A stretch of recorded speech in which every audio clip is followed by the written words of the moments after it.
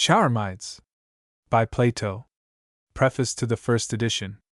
The text which has been mostly followed in this translation of Plato is the latest 8vo edition of Stahlbaum. The principal deviations are noted at the bottom of the page. I have to acknowledge many obligations to old friends and pupils. These are Mr. John Purves, Fellow of Balliol College, with whom I have revised about half of the entire translation, the Rev. Professor Campbell, of St. Andrews, who has helped me in the revision of several parts of the work, especially of the Theaetetus, Sophist, and Politicus, Mr. Robinson Ellis, Fellow of Trinity College, and Mr. Alfred Robinson, Fellow of New College, who read with me the Cratylus and the Gorgias, Mr. Paravicini, student of Christ Church, who assisted me in the symposium, Mr. Raper, Fellow of Queen's College, Mr. Monroe, Fellow of Oriel College, and Mr. Shadwell, student of Christ Church, who gave me similar assistance in the laws. Dr. Greenhill, of Hastings, has also kindly sent me remarks on the physiological part of the Timaeus, which I have inserted as corrections under the head of errata at the end of the introduction. The degree of accuracy which I have been enabled to attain is in great measure due to these gentlemen, and I heartily thank them for the pains and time which they have bestowed on my work. I have further to explain how far I have received help from other laborers in the same field. The books which I have found of most use are Steinhardt and Muller's German translation of Plato with introductions, Zeller's Philosophie der Griechen and Platonische Studien, Sussmill's Genetische Entwicklung der Platonischen Philosophie, Hermann's Geschichte der Platonischen Philosophie, Bonnet's Platonische Studien, Stahlbaum's Notes and Introductions, Professor Campbell's editions of the Theaetetus, the Sophist, and the Politicus, Professor Thompson's Phaedrus, Th. Martin's Études sur le Time, Mr. Post's edition and translation of the Philebus, the translation of the Republic, by Messrs. Davies and Vaughan, and the translation of the Gorgias, by Mr. Cope. I have also derived much assistance from the great work of Mr. Grote, which contains excellent analyses of the dialogues, and is rich in original thoughts and observations. I agree with him in rejecting as futile the attempt of Schleiermacher and others to arrange the dialogues of Plato into a harmonious whole. Any such arrangement appears to me not only to be unsupported by evidence, but to involve an anachronism in the history of philosophy. There is a common spirit in the writings of Plato, but not a unity of design in the whole, nor perhaps a perfect unity in any single dialogue. The hypothesis of a general plan which is worked out in the successive dialogues is an afterthought of the critics who have attributed a system to writings belonging to an age when system had not as yet taken possession of philosophy. If Mr. Grote should do me the honor to read any portion of this work, he will probably remark that I have endeavored to approach Plato from a point of view which is opposed to his own. The aim of the introductions in these volumes has been to represent Plato as the father of idealism, who is not to be measured by the standard of utilitarianism or any other modern philosophical system. He is the poet or maker of ideas, satisfying the wants of his own age, providing the instruments of thought for future generations. He is no dreamer, but a great philosophical genius struggling with the unequal conditions of light and knowledge under which he is living. He may be illustrated by the writings of moderns, but he must be interpreted by his own, and by his place in the history of philosophy. We are not concerned to determine what is the residuum of truth which remains for ourselves. His truth may not be our truth, and nevertheless may have an extraordinary value and interest for us. I cannot agree with Mr. Grote in admitting as genuine all the writings commonly attributed to Plato in antiquity, any more than with Scharschmidt and some other German critics who reject nearly half of them. The German critics, to whom I refer, proceed chiefly on grounds of internal evidence. They appear to me to lay too much stress on the variety of doctrine and style, which must be equally acknowledged as a fact, even in the dialogues regarded by Scharschmidt as genuine, e.g. in the Phaedrus, or Symposium, when compared with the Laws. He who admits works so different in style and matter to have been the composition of the same author, need have no difficulty in admitting the Sophist or the Politicus.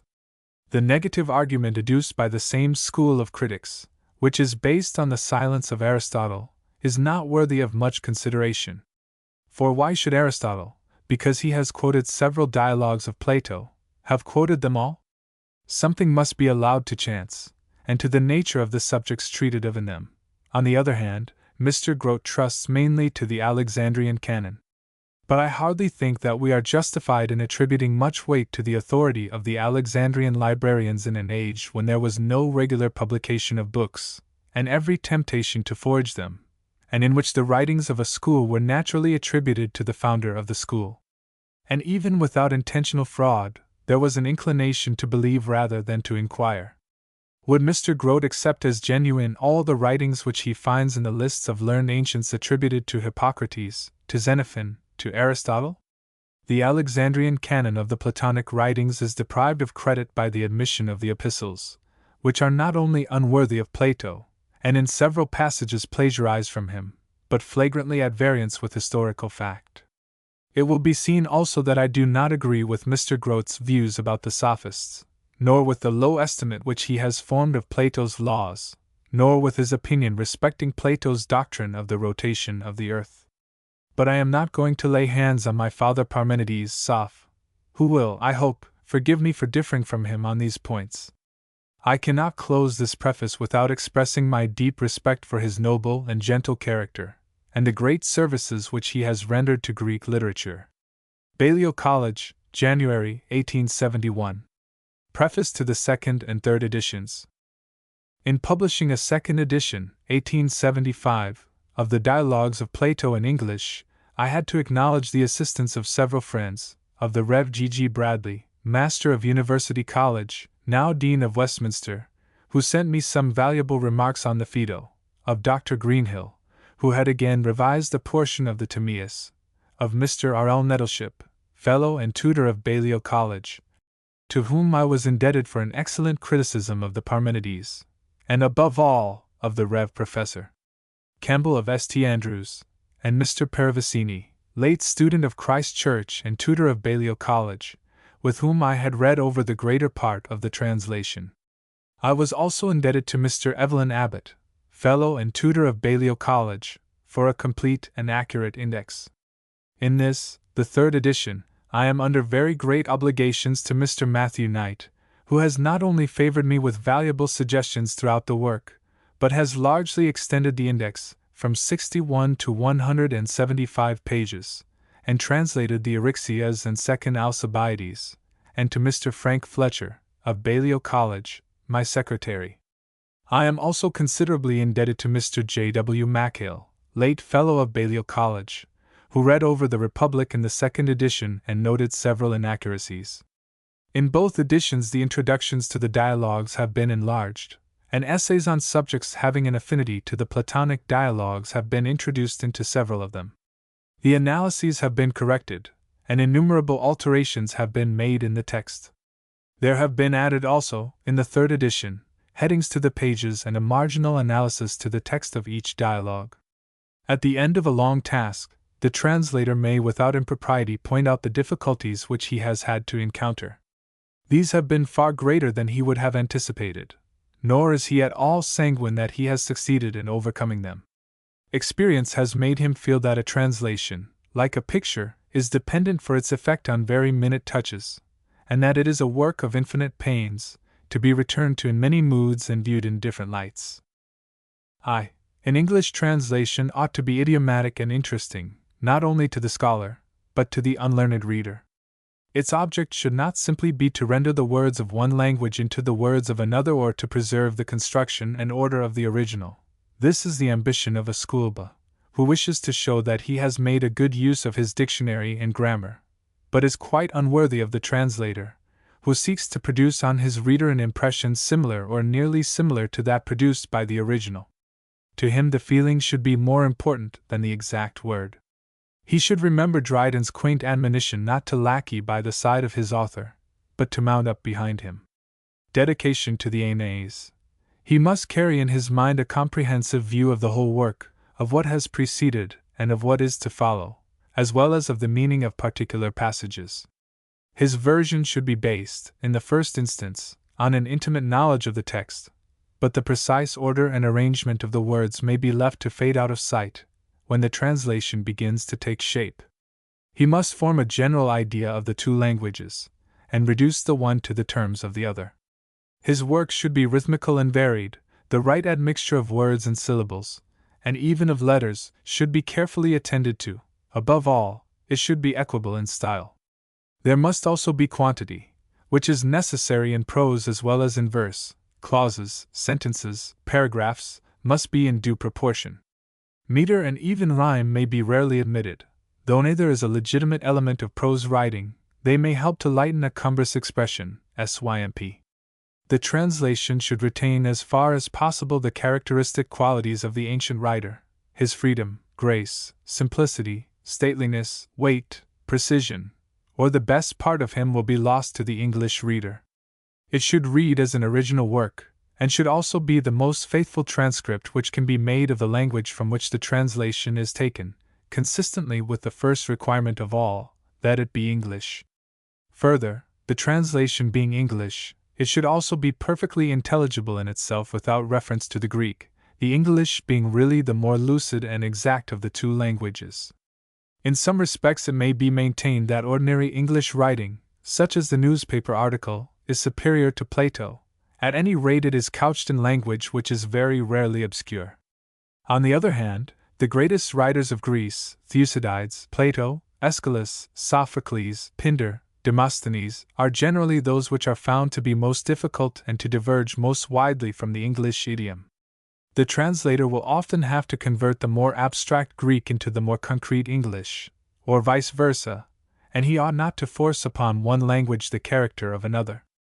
In some cases, where the order is confused, the expression feeble, the emphasis misplaced, or the sense somewhat faulty, he will not strive in his rendering to reproduce these characteristics, but will rewrite the passage as his author would have written it at first, had he not been nodding, and he will not hesitate to supply anything which, owing to the genius of the language or some accident of composition, is omitted in the Greek, but is necessary to make the English clear and consecutive. It is difficult to harmonize all these conflicting elements. In a translation of Plato, what may be termed the interests of the Greek and English are often at war with one another. In framing the English sentence, we are insensibly diverted from the exact meaning of the Greek. When we return to the Greek, we are apt to cramp and overlay the English. We substitute, we compromise, we give and take, we add a little here and leave out a little there. The translator may sometimes be allowed to sacrifice minute accuracy for the sake of clearness and sense. But he is not therefore at liberty to omit words and turns of expression which the English language is quite capable of supplying. He must be patient and self-controlled. He must not be easily run away with. Let him never allow the attraction of a favorite expression, or a sonorous cadence, to overpower his better judgment, or think much of an ornament which is out of keeping with the general character of his work. He must ever be casting his eyes upwards from the copy to the original, and down again from the original to the copy, rep. His calling is not held in much honor by the world of scholars, yet he himself may be excused for thinking it a kind of glory to have lived so many years in the companionship of one of the greatest of human intelligences, and in some degree, more perhaps than others, to have had the privilege of understanding him. Sir Joshua Reynolds Lectures, Disc. 15.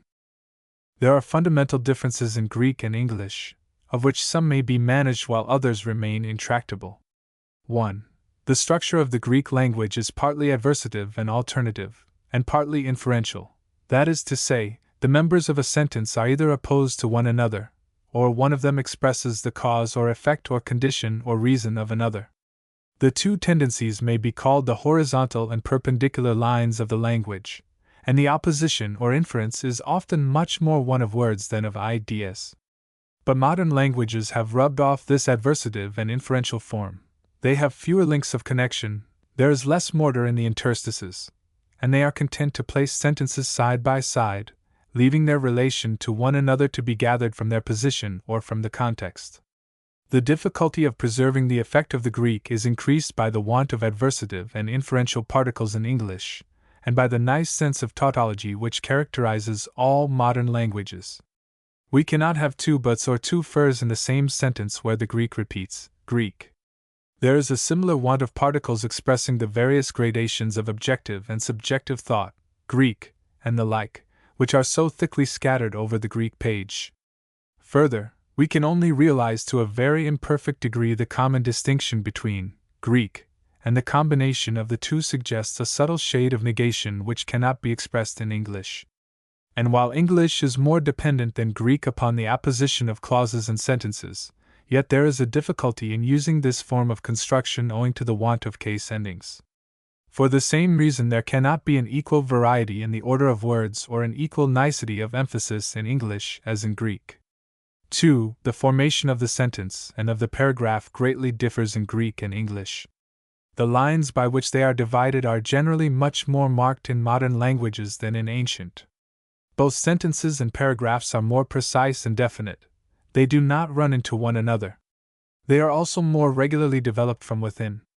The sentence marks another step in an argument, or a narrative, or a statement. In reading a paragraph, we silently turn over the page and arrive at some new view or aspect of the subject. Whereas in Plato we are not always certain where a sentence begins and ends, and paragraphs are few and far between. The language is distributed in a different way, and less articulated than in English. For it was long before the true use of the period was attained by the classical writers both in poetry or prose. It was Greek. The balance of sentences and the introduction of paragraphs at suitable intervals must not be neglected if the harmony of the English language is to be preserved. And still a caution has to be added on the other side, that we must avoid giving it a numerical or mechanical character.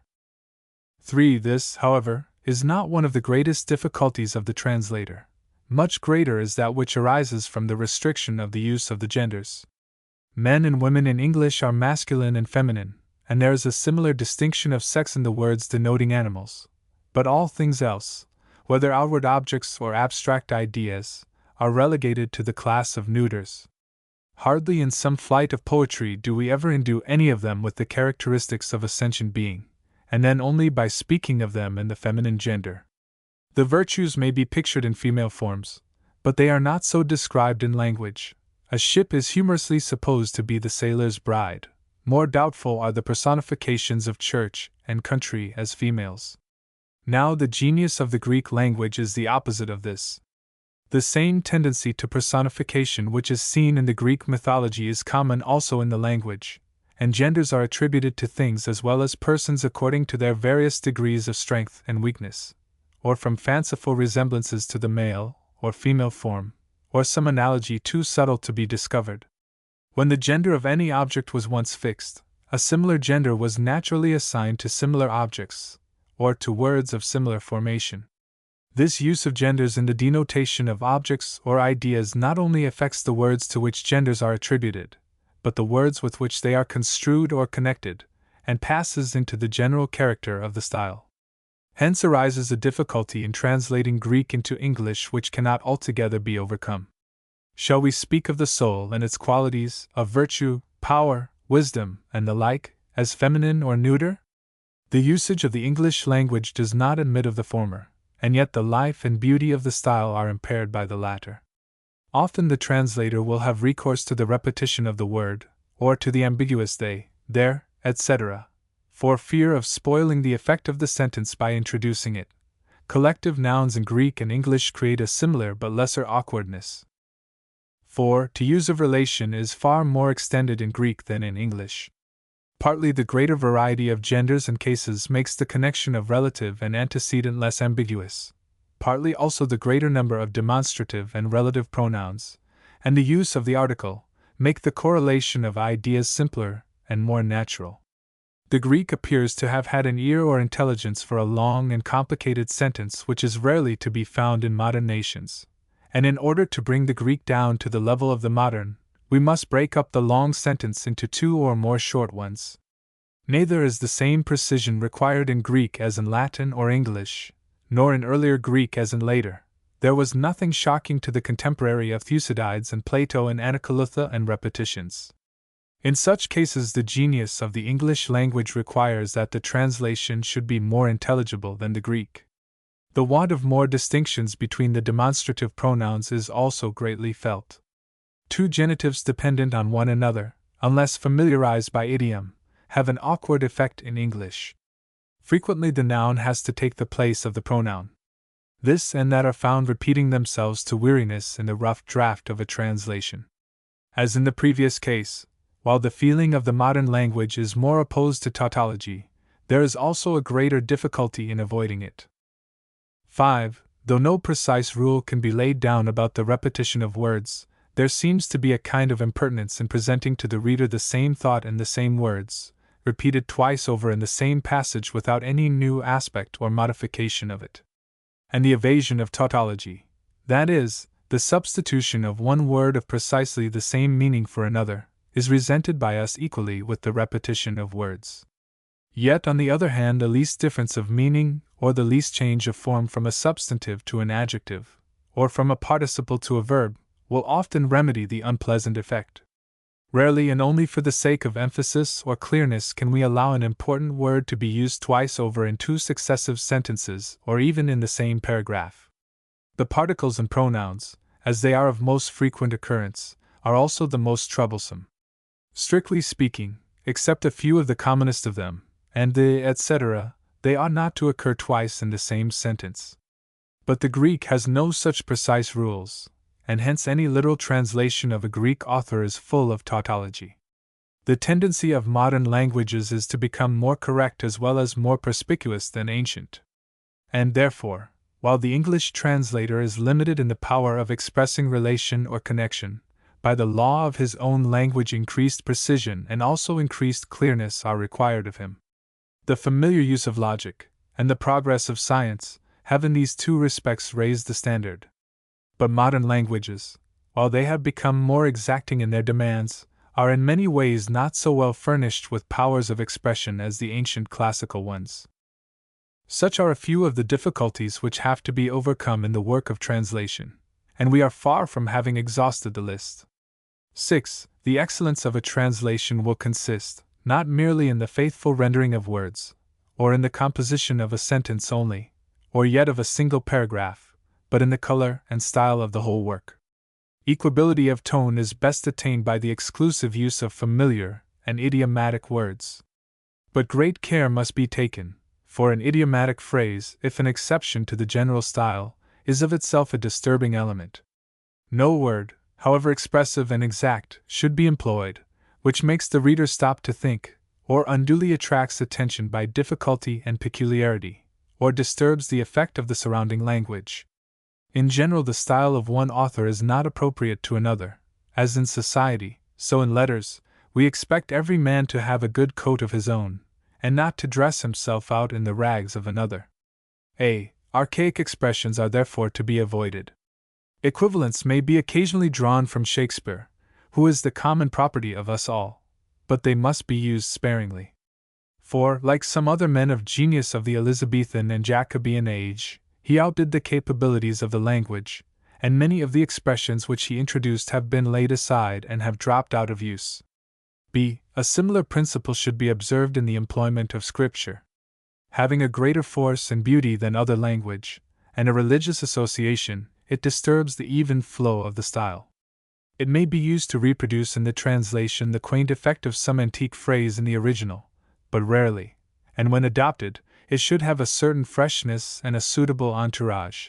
It is strange to observe that the most effective use of Scripture phraseology arises out of the application of it in a sense not intended by the author. Another caution: metaphors differ in different languages, and the translator will often be compelled to substitute one for another, or to paraphrase them, not giving word for word, but diffusing over several words the more concentrated thought of the original. The Greek of Plato often goes beyond the English in its imagery. Compare Law's Greek, rep, etc., or again the modern word, which in substance is the nearest equivalent to the Greek, may be found to include associations alien to Greek life, e.g., Greek, juryman, Greek, the bourgeoisie. The translator has also to provide expressions for philosophical terms of very indefinite meaning in the more definite language of modern philosophy. And he must not allow discordant elements to enter into the work. For example, in translating Plato, it would equally be an anachronism to intrude on him the feeling and spirit of the Jewish or Christian scriptures or the technical terms of the Hegelian or Darwinian philosophy. 7. As no two words are precise equivalents, Just as no two leaves of the forest are exactly similar, it is a mistaken attempt at precision always to translate the same Greek word by the same English word. There is no reason why in the New Testament, Greek should always be rendered righteousness, or Greek covenant. In such cases, the translator may be allowed to employ two words, sometimes when the two meanings occur in the same passage, varying them by an or, e.g., Greek science or knowledge, Greek idea or class, Greek temperance or prudence, at the point where the change of meaning occurs. If translations are intended not for the Greek scholar but for the general reader, their worst fault will be that they sacrifice the general effect and meaning to the over-precise rendering of words and forms of speech. 8. There is no kind of literature in English which corresponds to the Greek dialogue, nor is the English language easily adapted to it. The rapidity and abruptness of question and answer, the constant repetition of Greek, etc., which Cicero avoided in Latin, de omissit, the frequent occurrence of expletives, would, if reproduced in a translation, give offense to the reader. Greek has a freer and more frequent use of the interrogative, and is of a more passionate and emotional character, and therefore lends itself with greater readiness to the dialogue form. Most of the so-called English dialogues are but poor imitations of Plato, which fall very far short of the original.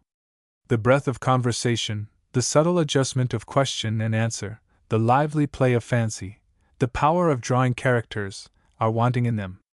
But the Platonic dialogue is a drama as well as a dialogue, of which Socrates is the central figure, and there are lesser performers as well, the insolence of Thrasymachus, the anger of Callicles and Anytus, the patronizing style of Protagoras, the self-consciousness of Prodicus and Hippias, are all part of the entertainment. To reproduce this living image, the same sort of effort is required as in translating poetry. The language, too, is of a finer quality. The mere prose English is slow in lending itself to the form of question and answer, and so the ease of conversation is lost, and at the same time the dialectical precision with which the steps of the argument are drawn out is apt to be impaired. 2. In the introductions to the dialogues there have been added some essays on modern philosophy, and on political and social life. The chief subjects discussed in these are utility, communism, the Kantian and Hegelian philosophies, psychology, and the origin of language. There have been added also in the third edition remarks on other subjects. A list of the most important of these editions is given at the end of this preface.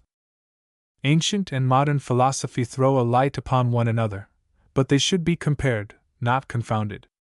Although the connection between them is sometimes accidental, it is often real. The same questions are discussed by them under different conditions of language and civilization, but in some cases a mere word has survived, while nothing or hardly anything of the pre-Socratic, Platonic, or Aristotelian meaning is retained. There are other questions familiar to the moderns, which have no place in ancient philosophy. The world has grown older in 2,000 years, and has enlarged its stock of ideas and methods of reasoning. Yet the germ of modern thought is found in ancient, and we may claim to have inherited, notwithstanding many accidents of time and place, the spirit of Greek philosophy. There is, however, no continuous growth of the one into the other, but a new beginning, partly artificial, partly arising out of the questionings of the mind itself, and also receiving a stimulus from the study of ancient writings. Considering the great and fundamental differences which exist in ancient and modern philosophy, it seems best that we should at first study them separately, and seek for the interpretation of either, especially of the ancient, from itself only, comparing the same author with himself and with his contemporaries, and with the general state of thought and feeling prevalent in his age. Afterwards comes the remoter light which they cast on one another. We begin to feel that the ancients had the same thoughts as ourselves, the same difficulties which characterize all periods of transition, almost the same opposition between science and religion. Although we cannot maintain that ancient and modern philosophy are one and continuous, as has been affirmed with more truth respecting ancient and modern history, for they are separated by an interval of 1,000 years, yet they seem to recur in a sort of cycle, and we are surprised to find that the new is ever old, and that the teaching of the past has still a meaning for us. 3. In the preface to the first edition I expressed a strong opinion at variance with Mr. Grotes, that the so-called epistles of Plato were spurious. His friend and editor, Professor Bain, thinks that I ought to give the reasons why I differ from so eminent an authority. Reserving the fuller discussion of the question for another place, I will shortly defend my opinion by the following arguments. A. Because almost all epistles purporting to be of the classical age of Greek literature are forgeries. Compare Bentley's works, Dice's edition. Of all documents, this class are the least likely to be preserved and the most likely to be invented. The ancient world swarmed with them, the great libraries stimulated the demand for them, and at a time when there was no regular publication of books, they easily crept into the world. B. When one epistle out of a number is spurious, the remainder of the series cannot be admitted to be genuine, unless there be some independent ground for thinking them so. When all but one are spurious, overwhelming evidence is required of the genuineness of the one. When they are all similar in style or motive, like witnesses who agree in the same tale, they stand or fall together. But no one, not even Mr. Grote, would maintain that all the epistles of Plato are genuine, and very few critics think that more than one of them is so. And they are clearly all written from the same motive, whether serious or only literary. Nor is there an example in Greek antiquity of a series of epistles, continuous and yet coinciding with a succession of events extending over a great number of years. The external probability therefore against them is enormous, and the internal probability is not less, for they are trivial and unmeaning, devoid of delicacy and subtlety, wanting in a single fine expression. And even if this be matter of dispute, there can be no dispute that there are found in them many plagiarisms, inappropriately borrowed, which is a common note of forgery. They imitate Plato, who never imitates either himself or any one else. Reminiscences of the Republic and the Laws are continually recurring in them. They are too like him and also too unlike him to be genuine. See especially Carsten, Commensio Critica de Platonis quae feruntur epistolis. They are full of egotism, self-assertion, affectation, faults which of all writers Plato was most careful to avoid, and into which he was least likely to fall. They abound in obscurities, irrelevancies, solecisms, pleonasms, inconsistencies, awkwardnesses of construction, wrong uses of words. They also contain historical blunders, such as the statement respecting Hipporinus and Nicias, the nephews of Dion, who are said to have been well inclined to philosophy, and well able to dispose the mind of their brother Dionysius in the same course, at a time when they could not have been more than 6 or 7 years of age.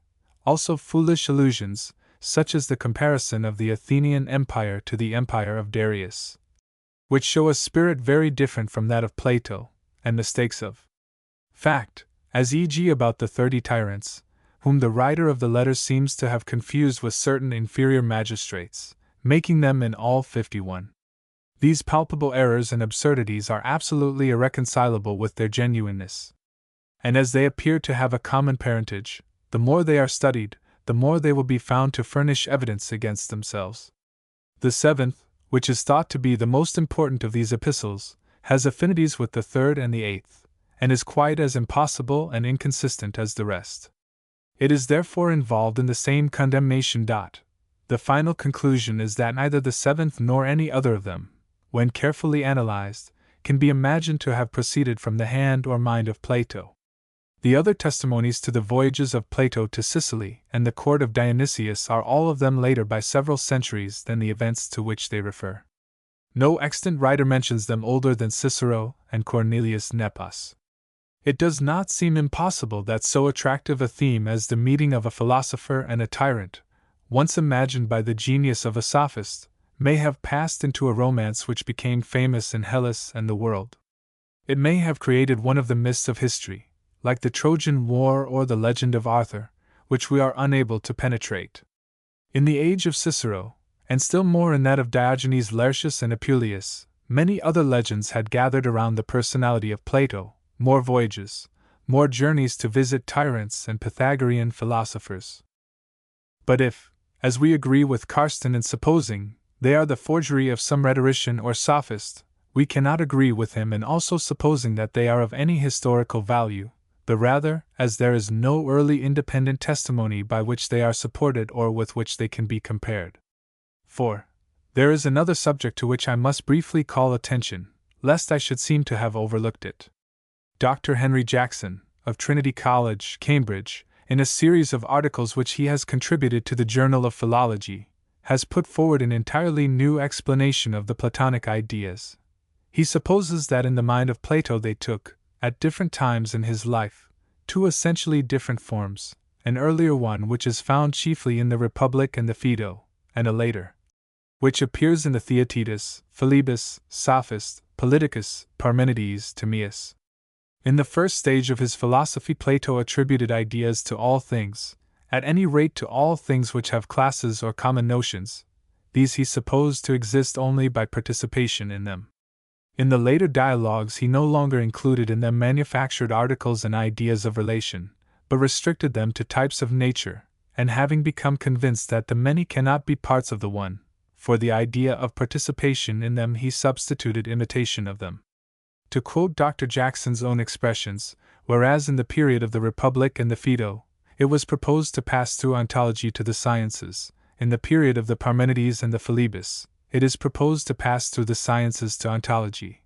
Or, as he repeats in nearly the same words, whereas in the Republic and in the Phaedo he had dreamt of passing through ontology to the sciences, he is now content to pass through the sciences to ontology. This theory is supposed to be based on Aristotle's Metaphysics, a passage containing an account of the ideas, which hitherto scholars have found impossible to reconcile with the statements of Plato himself. The preparations for the new departure are discovered in the Parmenides and in the Theaetetus, and it is said to be expressed under a different form by the Greek and the Greek of the Philebus.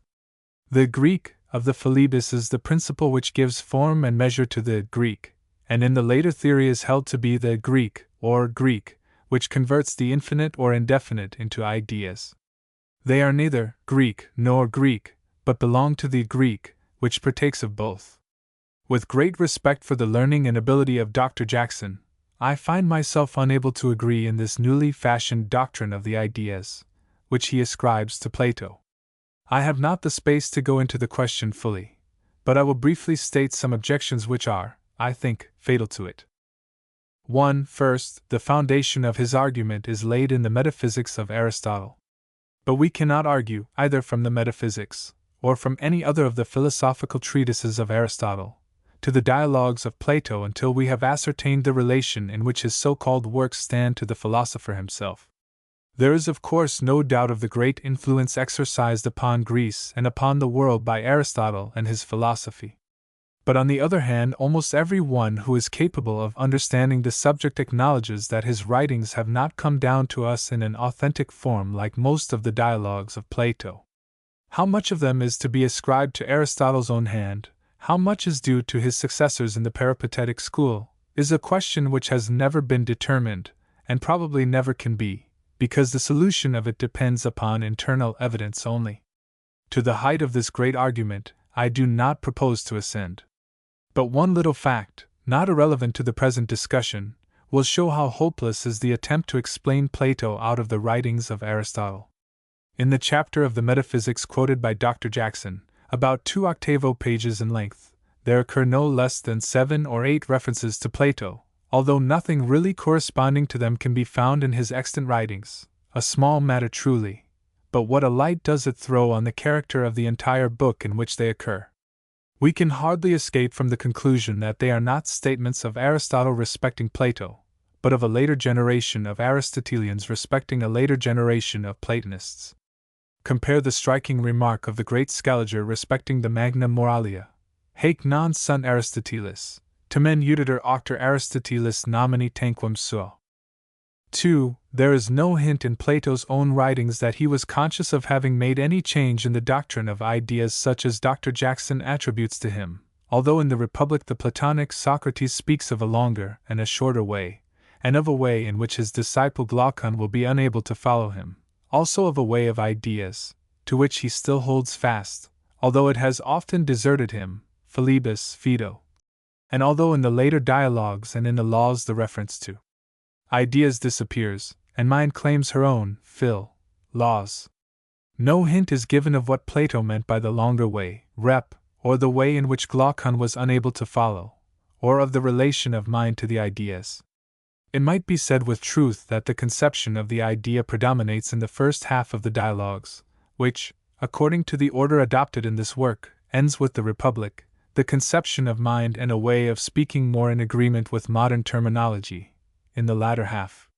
But there is no reason to suppose that Plato's theory, or rather, his various theories, of the ideas underwent any definite change during his period of authorship. They are substantially the same in the 12th book of the Laws as in the Meno and Phaedo, and since the Laws were written in the last decade of his life, there is no time to which this change of opinions can be ascribed. It is true that the theory of ideas takes several different forms, not merely an earlier and a later one, in the various dialogues. They are personal and impersonal, ideals and ideas, existing by participation or by imitation, one and many, in different parts of his writings or even in the same passage. They are the universal definitions of Socrates, and at the same time of more than mortal knowledge, rep. But they are always the negations of sense, of matter, of generation, of the particular. They are always the subjects of knowledge and not of opinion, and they tend, not to diversity, but to unity. Other entities or intelligences are akin to them, but not the same with them, such as mind, measure, limit, eternity, essence, Philebus. To me, as these and similar terms appear to express the same truths from a different point of view, and to belong to the same sphere with them. But we are not justified, therefore, in attempting to identify them, any more than in wholly opposing them. The great oppositions of the sensible and intellectual, the unchangeable and the transient, in whatever form of words expressed, are always maintained in Plato. But the lesser logical distinctions, as we should call them, whether of ontology or predication, which troubled the pre-Socratic philosophy and came to the front in Aristotle, are variously discussed and explained. Thus far we admit inconsistency in Plato, but no further. He lived in an age before logic and system had wholly permeated language, and therefore we must not always expect to find in him systematic arrangement, or logical precision, pomam magis putandum. But he is always true to his own context, the careful study of which is of more value to the interpreter than all the commentators and scholiasts put together. 3. The conclusions at which Dr. Jackson has arrived are such as might be expected to follow from his method of procedure. For he takes words without regard to their connection, and pieces together different parts of dialogues in a purely arbitrary manner, although there is no indication that the author intended the two passages to be so combined, or that when he appears to be experimenting on the different points of view from which a subject of philosophy may be regarded, he is secretly elaborating a system. By such a use of language any premises may be made to lead to any conclusion. I am not one of those who believe Plato to have been a mystic or to have had hidden meanings, nor do I agree with Dr. Jackson in thinking that when he is precise and dogmatic, he generally contrives to introduce an element of obscurity into the exposition, of Philo. The great master of language wrote as clearly as he could in an age when the minds of men were clouded by controversy, and philosophical terms had not yet acquired a fixed meaning. I have just said that Plato is to be interpreted by his context, and I do not deny that in some passages, especially in the Republic and Laws, the context is at a greater distance than would be allowable in a modern writer. But we are not therefore justified in connecting passages from different parts of his writings, or even from the same work, which he has not himself joined. We cannot argue from the Parmenides to the Philebus, or from either to the Sophist, or assume that the Parmenides, the Philebus, and the Timaeus were written simultaneously, or were intended to be studied in the order in which they are here named, of Philo. We have no right to connect statements which are only accidentally similar. Nor is it safe for the author of a theory about ancient philosophy to argue from what will happen if his statements are rejected. For those consequences may never have entered into the mind of the ancient writer himself, and they are very likely to be modern consequences which would not have been understood by him. I cannot think, says Dr. Jackson, that Plato would have changed his opinions, but have nowhere explained the nature of the change. But is it not much more improbable that he should have changed his opinions, and not stated in an unmistakable manner that the most essential principle of his philosophy had been reversed? It is true that a few of the dialogues, such as the Republic and the Timaeus, or the Theaetetus and the Sophist, or the Meno and the Apology, contain allusions to one another. But these allusions are superficial and, except in the case of the Republic and the Laws, have no philosophical importance. They do not affect the substance of the work. It may be remarked further that several of the dialogues, such as the Phaedrus, the Sophist, and the Parmenides, have more than one subject. But it does not therefore follow that Plato intended one dialogue to succeed another, or that he begins anew in one dialogue a subject which he has left unfinished in another, or that even in the same dialogue he always intended the two parts to be connected with each other. We cannot argue from a casual statement found in the Parmenides to other statements which occur in the Philebus. Much more truly is his own manner described by himself when he says that words are more plastic than wax, rep, and whither the wind blows, the argument follows. The dialogues of Plato are like poems, isolated and separate works, except where they are indicated by the author himself to have an intentional sequence. It is this method of taking passages out of their context and placing them in a new connection when they seem to confirm a preconceived theory, which is the defect of Dr. Jackson's procedure. It may be compared, though not wholly the same with it, to that method which the Fathers practiced, sometimes called the mystical interpretation of Scripture, in which isolated words are separated from their context, and receive any sense which the fancy of the interpreter may suggest. It is akin to the method employed by Schleiermacher of arranging the dialogues of Plato in chronological order according to what he deems the true arrangement of the ideas contained in them. Dr. Jackson is also inclined, having constructed a theory, to make the chronology of Plato's writings dependent upon it, cj. of Philol. And elsewhere, it may likewise be illustrated by the ingenuity of those who employ symbols to find in Shakespeare a hidden meaning. In the three cases the error is nearly the same: words are taken out of their natural context, and thus become destitute of any real meaning. For, according to Dr. Jackson's later theory, Plato's ideas, which were once regarded as the summa genera of all things, are now to be explained as forms or types of somethings only, that is to say, of natural objects. These we conceive imperfectly, but are always seeking in vain to have a more perfect notion of them. He says, J.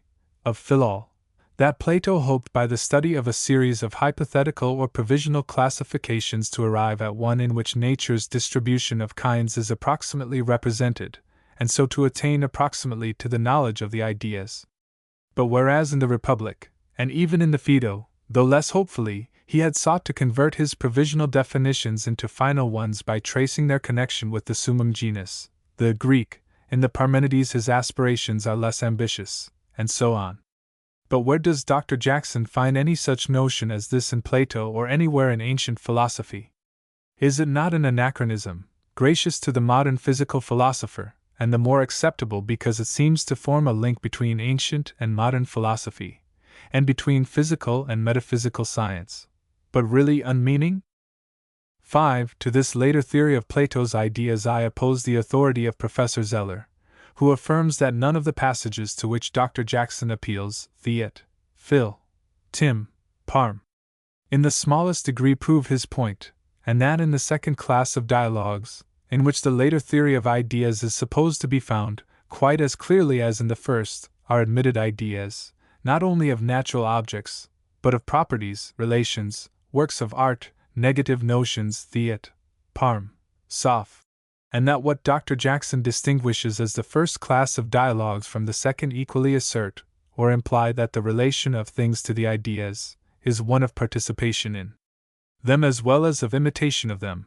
Professor Zeller's summary of his own review of Dr. Jackson, Archiv für Geschichte Philosophie.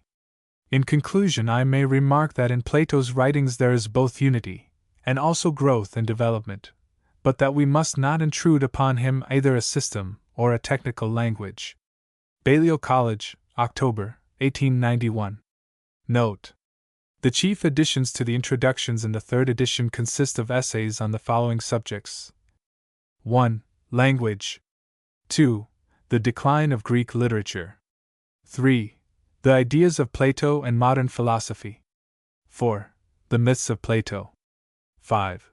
The relation of the Republic, statesmen, and laws. 6. The legend of Atlantis. 7. Psychology. 8. Comparison of the laws of Plato with Spartan and Athenian laws and institutions. Charmides. Introduction. The subject of the Charmides is temperance, or Greek, a peculiarly Greek notion, which may also be rendered moderation, compare CIC. Tusk. Greek, quam solio equidem tum temperantium, tum moderationem appellere, non nunquam idiom modestiam. Modesty, discretion, wisdom, without completely exhausting by all these terms the various associations of the word. It may be described as mens sana in corpore sano, the harmony or due proportion of the higher and lower elements of human nature which makes a man his own master, according to the definition of the Republic. In the accompanying translation, the word has been rendered in different places either temperance or wisdom, as the connection seemed to require, for in the philosophy of Plato, Greek still retains an intellectual element, as Socrates is also said to have identified Greek with Greek Zen. MEM, and is not yet relegated to the sphere of moral virtue, as in the Nicomachean Ethics of Aristotle. The beautiful youth, Charmides, who is also the most temperate of human beings, is asked by Socrates, "What is temperance?" He answers characteristically, 1. Quietness. But temperance is a fine and noble thing, and quietness in many or most cases is not so fine a thing as quickness. He tries again and says, 2. That temperance is modesty. But this again is set aside by a sophistical application of Homer, for temperance is good as well as noble, and Homer has declared that modesty is not good for a needy man. 3. Once more Charmides makes the attempt. This time he gives a definition which he has heard, and of which Socrates conjectures that Critias must be the author. Temperance is doing one's own business. But the artisan who makes another man's shoes may be temperate, and yet he is not doing his own business, and temperance defined thus would be opposed to the division of labor which exists in every temperate or well-ordered state. How is this riddle to be explained? Critias, who takes the place of Charmides, distinguishes in his answer between making and doing, and with the help of a misapplied quotation from Hesiod assigns to the words doing and work an exclusively good sense. Temperance is doing one's own business, 4. Is doing good. Still an element of knowledge is wanting which Critias is readily induced to admit at the suggestion of Socrates, and in the spirit of Socrates and of Greek life generally, proposes as a fifth definition, 5. Temperance is self-knowledge. But all sciences have a subject. Number is the subject of arithmetic, health of medicine. What is the subject of temperance or wisdom? The answer is that 6. Temperance is the knowledge of what a man knows and of what he does not know. But this is contrary to analogy. There is no vision of vision, but only of visible things, no love of loves, but only of beautiful things. How then can there be a knowledge of knowledge? That which is older, heavier, lighter, is older, heavier, and lighter than something else, not than itself, and this seems to be true of all relative notions. The object of relation is outside of them. At any rate, they can only have relation to themselves in the form of that object. Whether there are any such cases of reflex relation or not, and whether that sort of knowledge which we term temperance is of this reflex nature, has yet to be determined by the great metaphysician. But even if knowledge can know itself, how does the knowledge of what we know imply the knowledge of what we do not know? Besides, knowledge is an abstraction only, and will not inform us of any particular subject, such as medicine, building, and the like. It may tell us that we or other men know something, but can never tell us what we know. Admitting that there is a knowledge of what we know and of what we do not know, which would supply a rule and measure of all things, still there would be no good in this, and the knowledge which temperance gives must be of a kind which will do us good, for temperance is a good. But this universal knowledge does not tend to our happiness and good. The only kind of knowledge which brings happiness is the knowledge of good and evil. To this Critias replies that the science or knowledge of good and evil, and all the other sciences, are regulated by the higher science or knowledge of knowledge. Socrates replies by again dividing the abstract from the concrete, and asks how this knowledge conduces to happiness in the same definite way in which medicine conduces to health. And now, after making all these concessions, which are really inadmissible, we are still as far as ever from ascertaining the nature of temperance, which Charmides has already discovered, and had therefore better rest in the knowledge that the more temperate he is the happier he will be, and not trouble himself with the speculations of Socrates. In this dialogue may be noted, 1. the Greek ideal of beauty and goodness, the vision of the fair soul and the fair body, realized in the beautiful Charmides. 2. The true conception of medicine as a science of the whole as well as the parts, and of the mind as well as the body, which is playfully intimated in the story of the Thracian. 3. The tendency of the age to verbal distinctions, which here, as in the Protagoras and Cratylus, are ascribed to the ingenuity of Prodicus. And 2. Interpretations or rather parodies of Homer or Hesiod, which are eminently characteristic of Plato and his contemporaries. 4. The germ of an ethical principle contained in the notion that temperance is doing one's own business, which in the Republic, such as the shifting character of the Platonic philosophy, is given as the definition, not of temperance, but of justice. 5. The impatience which is exhibited by Socrates of any definition of temperance, in which an element of science, or knowledge is not included. 6. The beginning of metaphysics and logic implied in the two questions, whether there can be a science of science, and whether the knowledge of what you know is the same as the knowledge of what you do not know, and also in the distinction between what you know and that you know. Greek winky face here too is the first conception of an absolute self-determined science, the claims of which, however, are disputed by Socrates, who asks cui bono, as well as the first suggestion of the difficulty of the abstract and concrete, and one of the earliest anticipations of the relation of subject and object, and of the subjective element in knowledge, a rich banquet of metaphysical questions in which we taste of many things. 7. And still the mind of Plato, having snatched for a moment at these shadows of the future, quickly rejects them. Thus early has he reached the conclusion that there can be no science which is a science of nothing. Parmen. 8. The conception of a science of good and evil also first occurs here, an anticipation of the Philebus and Republic as well as of moral philosophy in later ages. The dramatic interest of the dialogue chiefly centers in the youth Charmides, with whom Socrates talks in the kindly spirit of an elder. His childlike simplicity and ingenuousness are contrasted with the dialectical and rhetorical arts of Critias, who is the grown-up man of the world, having a tincture of philosophy. No hint is given, either here or in the Timaeus, of the infamy which attaches to the name of the latter in Athenian history. He is simply a cultivated person who, like his kinsman Plato, is ennobled by the connection of his family with Solon, Tim, and had been the follower, if not the disciple, both of Socrates and of the Sophists. In the argument he is not unfair, if allowance is made for a slight rhetorical tendency, and for a natural desire to save his reputation with the company. He is sometimes nearer the truth than Socrates. Nothing in his language or behavior is unbecoming the guardian of the beautiful Charmides. His love of reputation is characteristically Greek, and contrasts with the humility of Socrates. Nor in Charmides himself do we find any resemblance to the Charmides of history except, perhaps, the modest and retiring nature which, according to Xenophon, at one time of his life prevented him from speaking in the assembly (mem), and we are surprised to hear that, like Critias, he afterwards became one of the 30 tyrants. In the dialogue he is a pattern of virtue, and is therefore in no need of the charm which Socrates is unable to apply.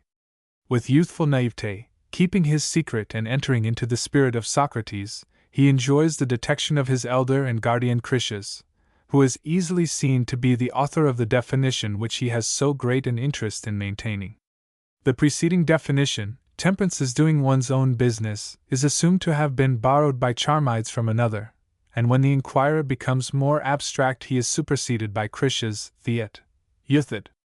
Socrates preserves his accustomed irony to the end. He is in the neighborhood of several great truths, which he views in various lights, but always either by bringing them to the test of common sense, or by demanding too great exactness in the use of words, turns aside from them and comes at last to no conclusion. The definitions of temperance proceed in regular order from the popular to the philosophical.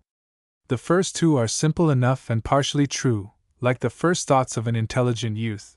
The third, which is a real contribution to ethical philosophy, is perverted by the ingenuity of Socrates, and hardly rescued by an equal perversion on the part of Critias.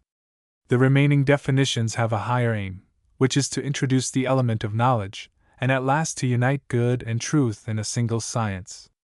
But the time has not yet arrived for the realization of this vision of metaphysical philosophy, and such a science, when brought nearer to us in the Philebus and the Republic, will not be called by the name of Greek. Hence we see with surprise that Plato, who in his other writings identifies good and knowledge, here opposes them, and asks, almost in the spirit of Aristotle, how can there be a knowledge of knowledge, and even if attainable, how can such a knowledge be of any use? The difficulty of the Charmides arises chiefly from the two senses of the word Greek, or temperance.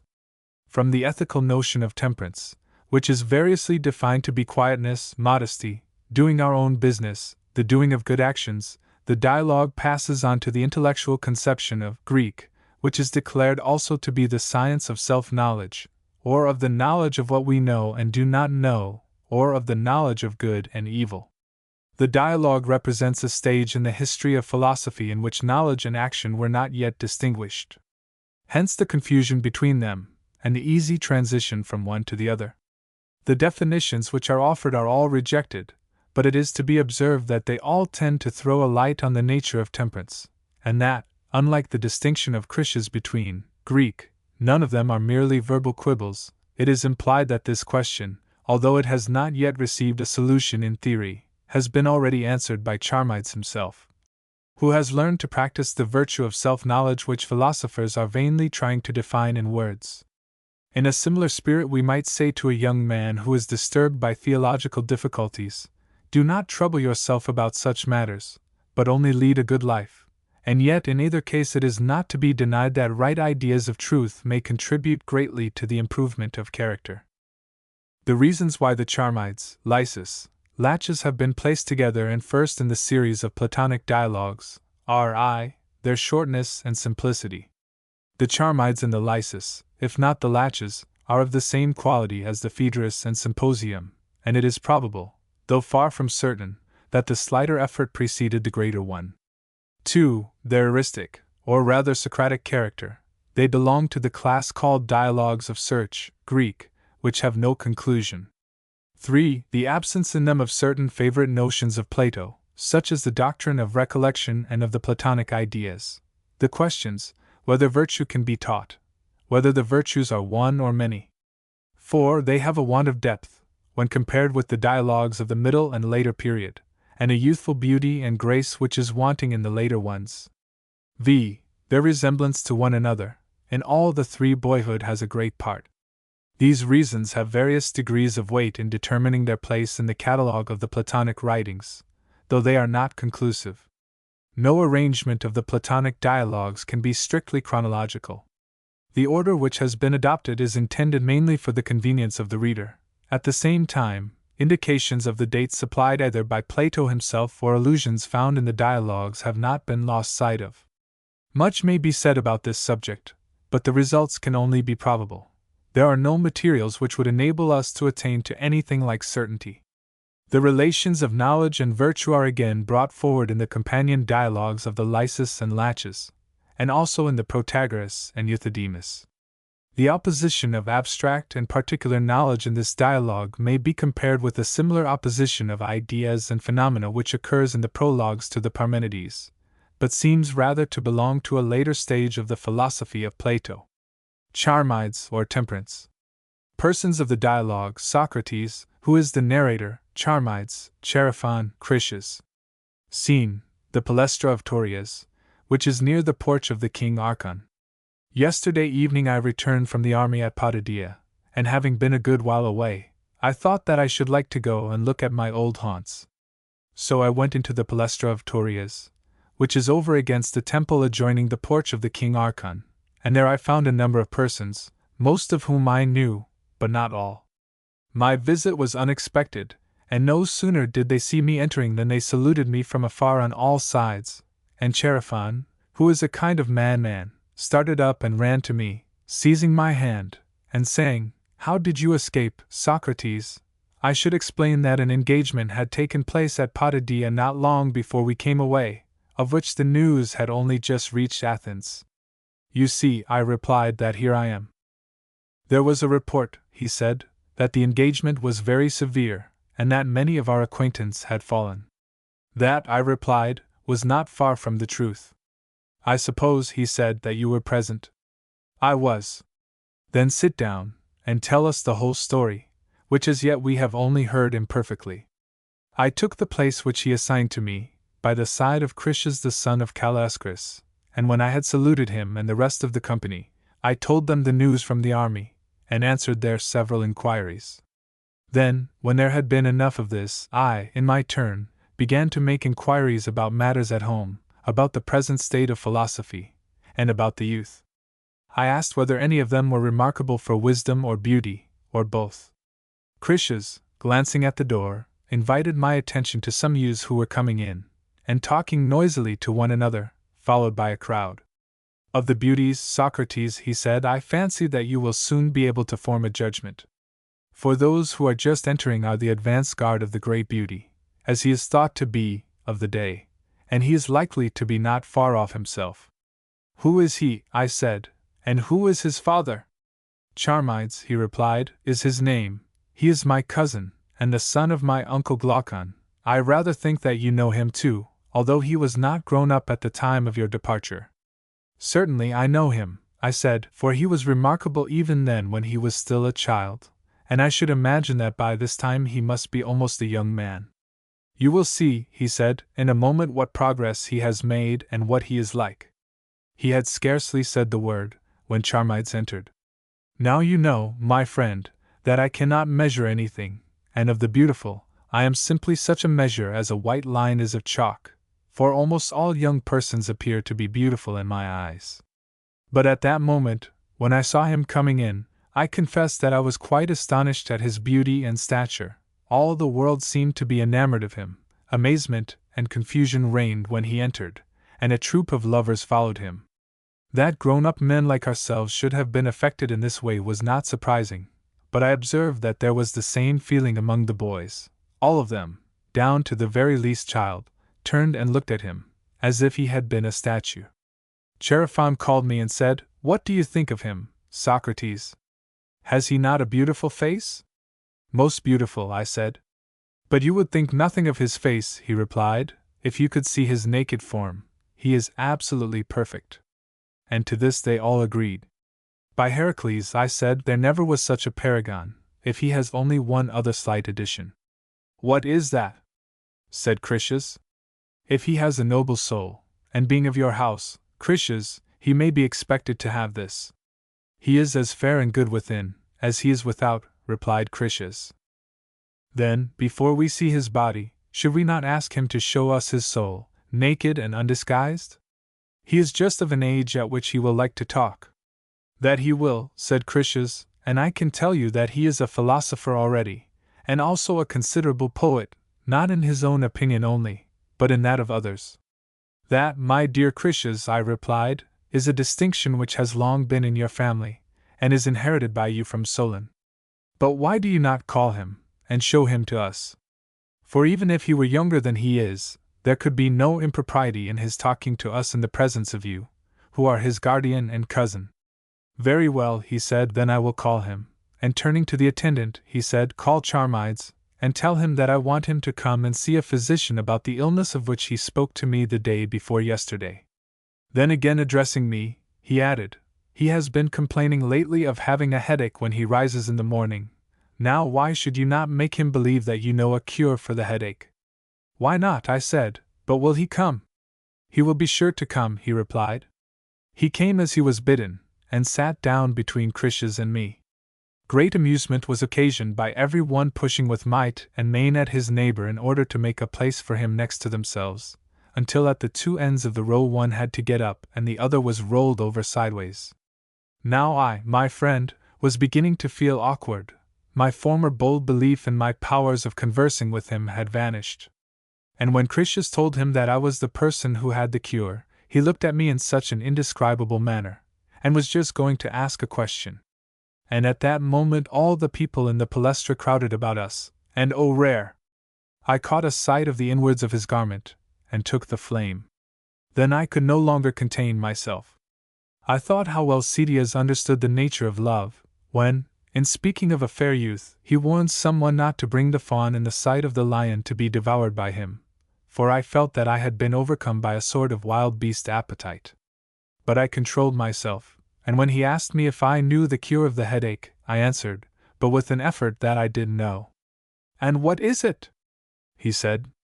I replied that it was a kind of leaf, which required to be accompanied by a charm, and if a person would repeat the charm at the same time that he used the cure, he would be made whole. But that without the charm the leaf would be of no avail.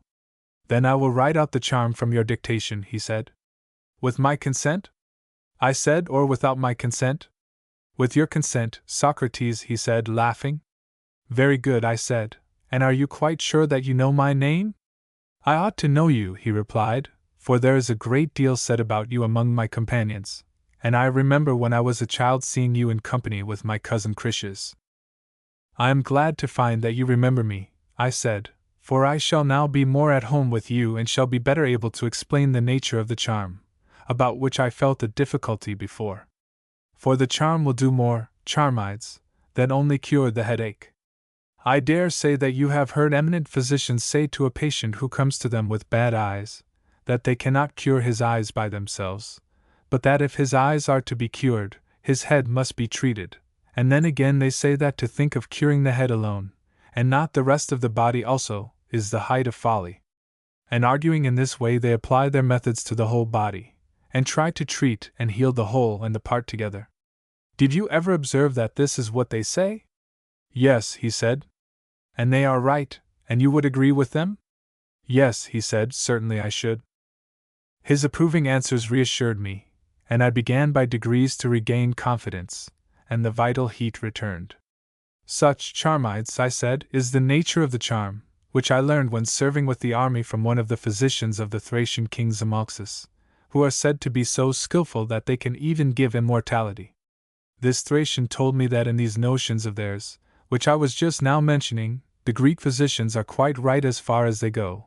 But Zamolxis," he added, "our king, who is also a god, says further that as you ought not to attempt to cure the eyes without the head, or the head without the body, so neither ought you to attempt to cure the body without the soul, and this," he said, "is the reason why the cure of many diseases is unknown to the physicians of Hellas, because they are ignorant of the whole, which ought to be studied also, for the part can never be well unless the whole is well. For all good and evil, whether in the body or in human nature, originates, as he declared, in the soul, and overflows from thence, as if from the head into the eyes. And therefore, if the head and body are to be well, you must begin by curing the soul, that is the first thing. And the cure, my dear youth, has to be effected by the use of certain charms, and these charms are fair words, and by them temperance is implanted in the soul, and where temperance is, there health is speedily imparted, not only to the head, but to the whole body. And he who taught me the cure and the charm at the same time added a special direction. Let no one, he said, persuade you to cure the head, until he has first given you his soul to be cured by the charm. For this, he said, is the great error of our day in the treatment of the human body, that physicians separate the soul from the body, and he added with emphasis, at the same time making me swear to his words, let no one, however rich, or noble, or fair, persuade you to give him the cure, without the charm. Now I have sworn, and I must keep my oath, and therefore if you will allow me to apply the Thracian charm first to your soul, as the stranger directed, I will afterwards proceed to apply the cure to your head. But if not, I do not know what I am to do with you, my dear Charmides. Critias, when he heard this, said the headache will be an unexpected gain to my young relation, if the pain in his head compels him to improve his mind, and I can tell you, Socrates, that Charmides is not only preeminent in beauty among his equals, but also in that quality which is given by the charm, and this, as you say, is temperance? Yes, I said. Then let me tell you that he is the most temperate of human beings, and for his age inferior to none in any quality. Yes, I said, Charmides, and indeed I think that you ought to excel others in all good qualities, for if I am not mistaken there is no one present who could easily point out 2 Athenian houses, whose union would be likely to produce a better or nobler scion than the 2 from which you are sprung. There is your father's house, which is descended from Critias the son of Dropidas, whose family has been commemorated in the panegyrical verses of Anacreon, Solon, and many other poets, as famous for beauty and virtue and all other high fortune, and your mother's house is equally distinguished, for your maternal uncle, Pyrilamps, is reputed never to have found his equal in Persia at the court of the great king, or on the continent of Asia, in all the places to which he went as ambassador for stature and beauty. That whole family is not a whit inferior to the other. Having such ancestors, you ought to be first in all things, and sweet son of Glaucon, your outward form is no dishonor to any of them. If to beauty you add temperance, and if in other respects you are what Critias declares you to be, then, dear Charmides, blessed art thou, in being the son of thy mother. And here lies the point, for if, as he declares, you have this gift of temperance already, and are temperate enough, in that case you have no need of any charms, whether of Zamaxis or of Abras the Hyperborean, and I may as well let you have the cure of the head at once. But if you have not yet acquired this quality, I must use the charm before I give you the medicine. Please, therefore, to inform me whether you admit the truth of what Critias has been saying. Have you or have you not this quality of temperance? Charmides blushed, and the blush heightened his beauty, for modesty is becoming in youth. He then said very ingenuously that he really could not at once answer, either yes or no, to the question which I had asked, for, said he, if I affirm that I am not temperate, that would be a strange thing for me to say of myself, and also I should give the lie to Critias, and many others who think as he tells you, that I am temperate. But, on the other hand, if I say that I am, I shall have to praise myself, which would be ill manners, and therefore I do not know how to answer you. I said to him, that is a natural reply, Charmides, and I think that you and I ought together to inquire whether you have this quality about which I am asking or not, and then you will not be compelled to say what you do not like. Either shall I be a rash practitioner of medicine. Therefore, if you please, I will share the inquiry with you, but I will not press you if you would rather not. There is nothing which I should like better, he said, and as far as I am concerned you may proceed in the way which you think best. I think, I said, that I had better begin by asking you a question, for if temperance abides in you, you must have an opinion about her. She must give some intimation of her nature and qualities, which may enable you to form a notion of her. Is not that true? Yes, he said, that I think is true. You know your native language, I said, and therefore you must be able to tell what you feel about this. Certainly, he said. In order, then, that I may form a conjecture whether you have temperance abiding in you or not, tell me, I said, what, in your opinion, is temperance? At first he hesitated, and was very unwilling to answer. Then he said that he thought temperance was doing things orderly and quietly, such things, for example, as walking in the streets, and talking, or anything else of that nature. In a word, he said, I should answer that, in my opinion, temperance is quietness. Are you right, Charmides? I said. No doubt some would affirm that the quiet are the temperate. But let us see whether these words have any meaning, and first tell me whether you would not acknowledge temperance to be of the class of the noble and good. Yes. But which is best when you are at the writing master's, to write the same letters quickly or quietly? Quickly. And to read quickly or slowly? Quickly again. And in playing the lyre or wrestling, quickness or sharpness are far better than quietness and slowness. Yes. And the same holds in boxing and in the pancratium? Certainly. And in leaping and running and in bodily exercises generally, quickness and agility are good, slowness, and inactivity, and quietness are bad? That is evident. Then, I said, in all bodily actions, not quietness, but the greatest agility and quickness, is noblest and best? Yes, certainly. And is temperance a good? Yes.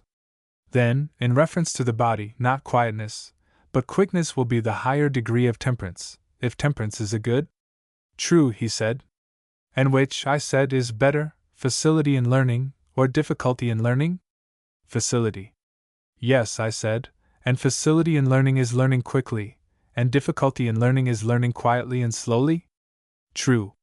And is it not better to teach another quickly and energetically, rather than quietly and slowly? Yes. And which is better, to call to mind, and to remember, quickly and readily, or quietly and slowly? The former. And is not shrewdness a quickness or cleverness of the soul, and not a quietness? True. And is it not best to understand what is said, whether at the writing master's or the music master's, or anywhere else, not as quietly as possible, but as quickly as possible? Yes. And in the searchings or deliberations of the soul, not the quietest, as I imagine, and he who with difficulty deliberates and discovers, is thought worthy of praise, but he who does so most easily and quickly? Quite true, he said. And in all that concerns either body or soul, swiftness and activity are clearly better than slowness and quietness? Clearly they are.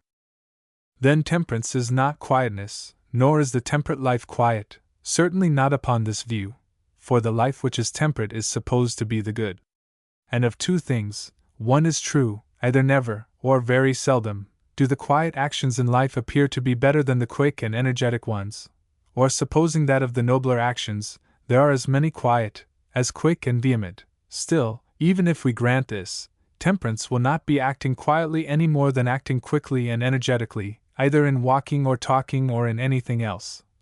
Nor will the quiet life be more temperate than the unquiet, seeing that temperance is admitted by us to be a good and noble thing, and the quick have been shown to be as good as the quiet. I think, he said, Socrates, that you are right. Then once more, Charmides, I said, fix your attention, and look within. Consider the effect which temperance has upon yourself, and the nature of that which has the effect. Think over all this, and, like a brave youth, tell me, what is temperance? After a moment's pause, in which he made a real manly effort to think, he said, My opinion is, Socrates, that temperance makes a man ashamed or modest, and that temperance is the same as modesty. Very good, I said, and did you not admit, just now, that temperance is noble?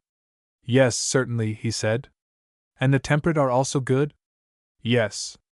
And can that be good which does not make men good? Certainly not. And you would infer that temperance is not only noble, but also good? That is my opinion.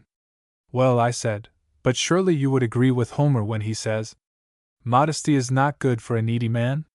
Yes, he said, I agree. Then I suppose that modesty is and is not good? Clearly.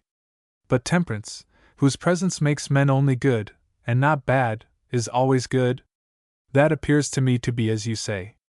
And the inference is that temperance cannot be modesty, if temperance is a good, and if modesty is as much an evil as a good? All that, Socrates, appears to me to be true, but I should like to know what you think about another definition of temperance, which I just now remember to have heard from someone, who said that temperance is doing our own business. Was he right who affirmed that? You monster! I said, this is what Critias, or some philosopher has told you. Someone else, then, said Critias, for certainly I have not.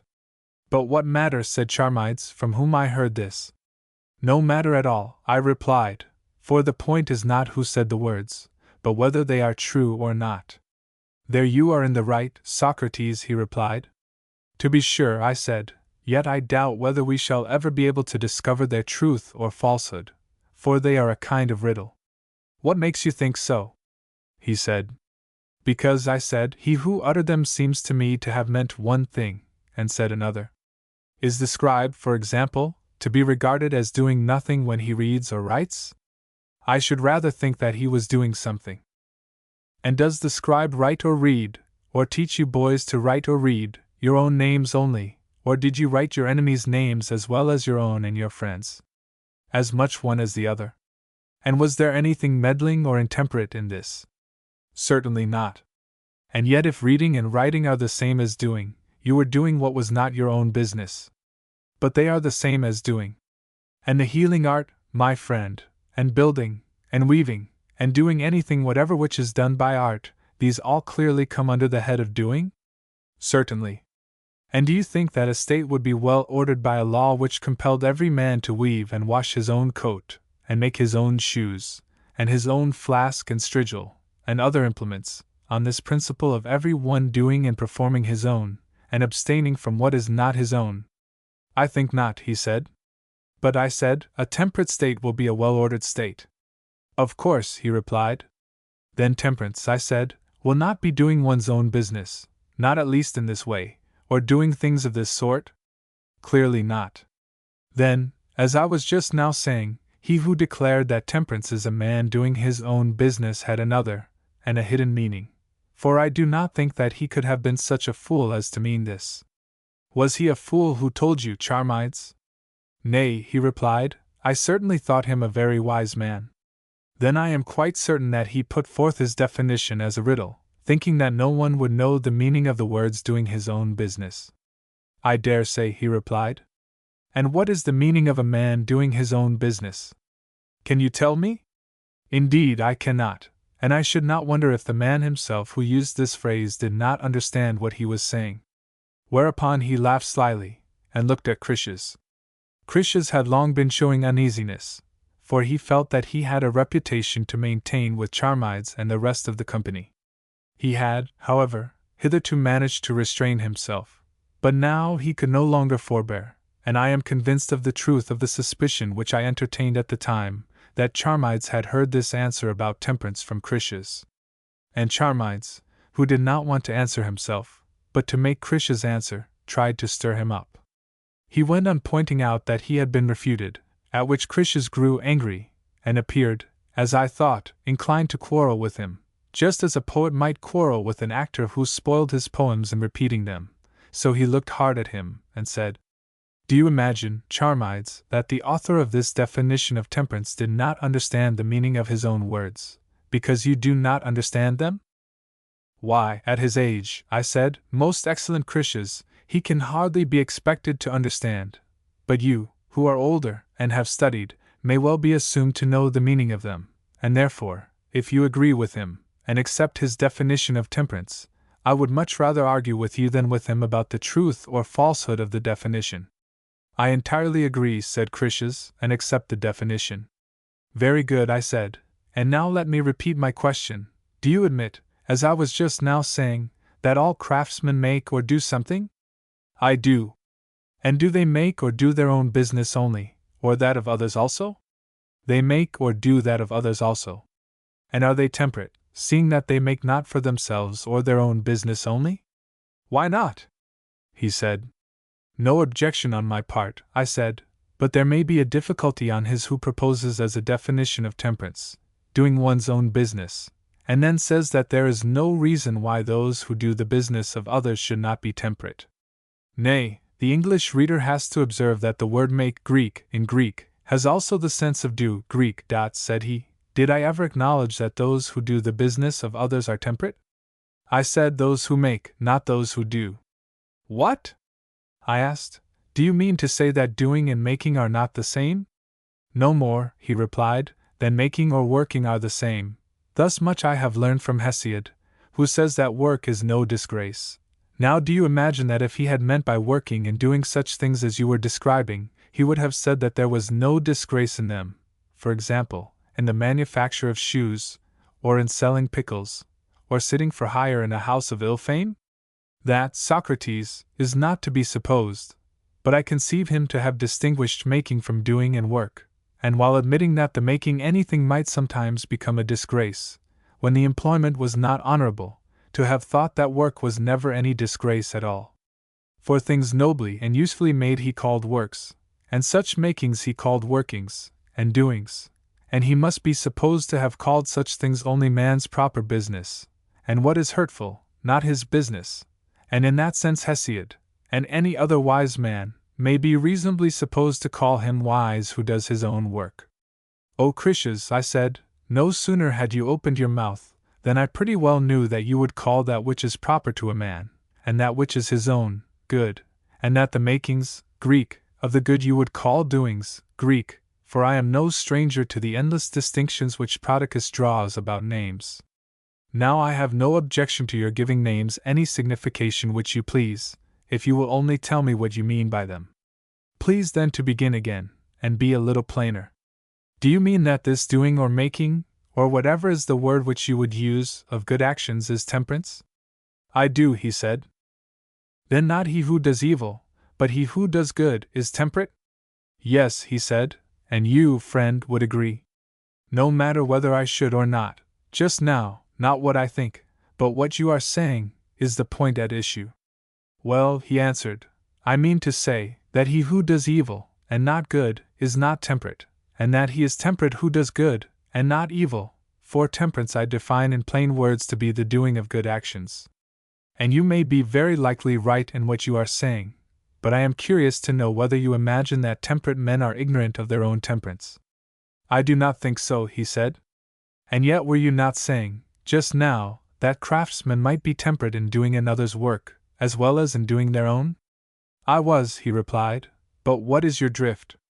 I have no particular drift, but I wish that you would tell me whether a physician who cures a patient may do good to himself and good to another also. I think that he may. And he who does so does his duty? Yes. And does not he who does his duty act temperately or wisely? Yes, he acts wisely. But must the physician necessarily know when his treatment is likely to prove beneficial, and when not? Or must the craftsman necessarily know when he is likely to be benefited, and when not to be benefited by the work which he is doing? I suppose not. Then, I said, he may sometimes do good or harm, and not know what he is himself doing, and yet, in doing good, as you say, he has done temperately or wisely. Was not that your statement? Yes. Then, as would seem, in doing good, he may act wisely or temperately, and be wise or temperate, but not know his own wisdom or temperance. But that, Socrates, he said, is impossible, and therefore if this is, as you imply, the necessary consequence of any of my previous admissions, I will withdraw them, rather than admit that a man can be temperate or wise who does not know himself, and I am not ashamed to confess that I was in error. For self-knowledge would certainly be maintained by me to be the very essence of knowledge, and in this I agree with him who dedicated the inscription, Know thyself, at Delphi. That word, if I am not mistaken, is put there as a sort of salutation which the god addresses to those who enter the temple, as much as to say that the ordinary salutation of Hail is not right, and that the exhortation be temperate would be a far better way of saluting one another. The notion of him who dedicated the inscription was, as I believe, that the god speaks to those who enter his temple, not as men speak, but when a worshipper enters, the first word which he hears is be temperate. This, however, like a prophet he expresses in a sort of riddle, for know thyself, and be temperate, are the same, as I maintain, and as the letters imply, Greek, and yet they may be easily misunderstood. And succeeding sages who added never too much, or give a pledge, and evil is nigh at hand, would appear to have so misunderstood them, for they imagine that know thyself was a piece of advice which the god gave, and not his salutation of the worshippers at their first coming in, and they dedicated their own inscription under the idea that they too would give equally useful pieces of advice. Shall I tell you, Socrates, why I say all this?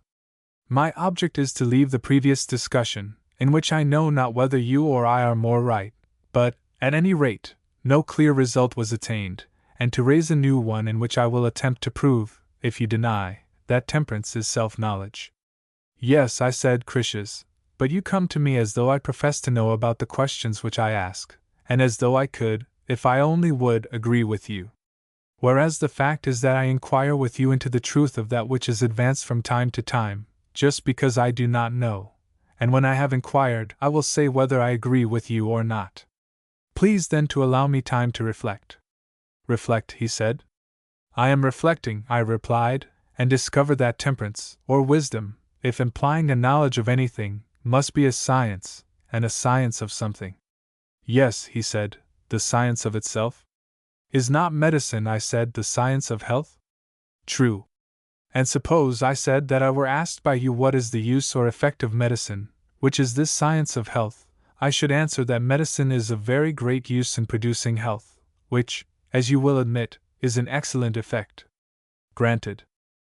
And if you were to ask me, what is the result or effect of architecture, which is the science of building, I should say houses, and so of other arts, which all have their different results.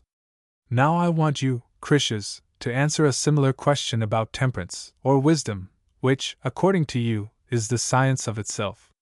Admitting this view, I ask of you, what good work, worthy of the name wise, does temperance or wisdom, which is the science of itself, effect? Answer me. That is not the true way of pursuing the inquirer, Socrates, he said, for wisdom is not like the other sciences, any more than they are like one another, but you proceed as if they were alike. For tell me, he said, what result is there of computation or geometry, in the same sense as a house is the result of building, or a garment of weaving, or any other work of any other art? Can you show me any such result of them? You cannot. That is true, I said, but still each of these sciences has a subject which is different from the science. I can show you that the art of computation has to do with odd and even numbers in their numerical relations to themselves and to each other. Is not that true? Yes, he said. And the odd and even numbers are not the same with the art of computation? They are not. The art of weighing, again, has to do with lighter and heavier, but the art of weighing is one thing, and the heavy and the light another. Do you admit that? Yes. Now I want to know, what is that which is not wisdom, and of which wisdom is the science? You are just falling into the old error, Socrates, he said. You come asking in what wisdom or temperance differs from the other sciences, and then you try to discover some respect in which they are alike. But they are not, for all the other sciences are of something else, and not of themselves. Wisdom alone is a science of other sciences, and of itself. And of this, as I believe, you are very well aware, and that you are only doing what you denied that you were doing just now, trying to refute me, instead of pursuing the argument. And what if I am? How can you think that I have any other motive in refuting you but what I should have in examining into myself? Which motive would be just a fear of my unconsciously fancying that I knew something of which I was ignorant. And at this moment I pursue the argument chiefly for my own sake, and perhaps in some degree also for the sake of my other friends. For is not the discovery of things as they truly are a good common to all mankind? Yes, certainly, Socrates, he said. Then, I said, be cheerful, sweet sir, and give your opinion in answer to the question which I asked, never minding whether Critias or Socrates is the person refuted. Attend only to the argument, and see what will come of the refutation. I think that you are right, he replied, and I will do as you say. Tell me, then, I said, what you mean to affirm about wisdom. I mean to say that wisdom is the only science which is the science of itself as well as of the other sciences. But the science of science, I said, will also be the science of the absence of science. Very true, he said. Then the wise or temperate man, and he only, will know himself, and be able to examine what he knows or does not know, and to see what others know and think that they know and do really know, and what they do not know, and fancy that they know, when they do not. No other person will be able to do this. And this is wisdom and temperance and self-knowledge, for a man to know what he knows, and what he does not know. That is your meaning? Yes, he said. Now then, I said, making an offering of the third or last argument to Zeus the Savior, let us begin again, and ask, in the first place, whether it is or is not possible for a person to know that he knows and does not know what he knows and does not know, and in the second place, whether, if perfectly possible, such knowledge is of any use. That is what we have to consider, he said. And here, Critias, I said, I hope that you will find a way out of a difficulty into which I have got myself. Shall I tell you the nature of the difficulty? By all means, he replied. Does not what you have been saying, if true, amount to this, that there must be a single science which is wholly a science of itself and of other sciences, and that the same is also the science of the absence of science? Yes. But consider how monstrous this proposition is, my friend. In any parallel case, the impossibility will be transparent to you. How is that? And in what cases do you mean? In such cases as this, suppose that there is a kind of vision which is not like ordinary vision, but a vision of itself and of other sorts of vision, and of the defect of them, which in seeing sees no color, but only itself and other sorts of vision. Do you think that there is such a kind of vision? Certainly not. Or is there a kind of hearing which hears no sound at all, but only itself and other sorts of hearing, or the defects of them? There is not. Or take all the senses. Can you imagine that there is any sense of itself and of other senses, but which is incapable of perceiving the objects of the senses? I think not. Could there be any desire which is not the desire of any pleasure, but of itself, and of all other desires? Certainly not. Or can you imagine a wish which wishes for no good, but only for itself and all other wishes? I should answer no. Or would you say that there is a love which is not the love of beauty, but of itself and of other loves? I should not. Or did you ever know of a fear which fears itself or other fears, but has no object of fear? I never did, he said. Or of an opinion which is an opinion of itself and of other opinions, and which has no opinion on the subjects of opinion in general? Certainly not. But surely we are assuming a science of this kind, which, having no subject matter, is a science of itself and of the other sciences? Yes, that is what is affirmed. But how strange is this, if it be indeed true. We must not, however, as yet absolutely deny the possibility of such a science. Let us rather consider the matter. You are quite right. Well then, this science of which we are speaking is a science of something, and is of a nature to be a science of something? Yes. Just as that which is greater is of a nature to be greater than something else? Socrates is intending to show that science differs from the object of science, as any other relative differs from the object of relation.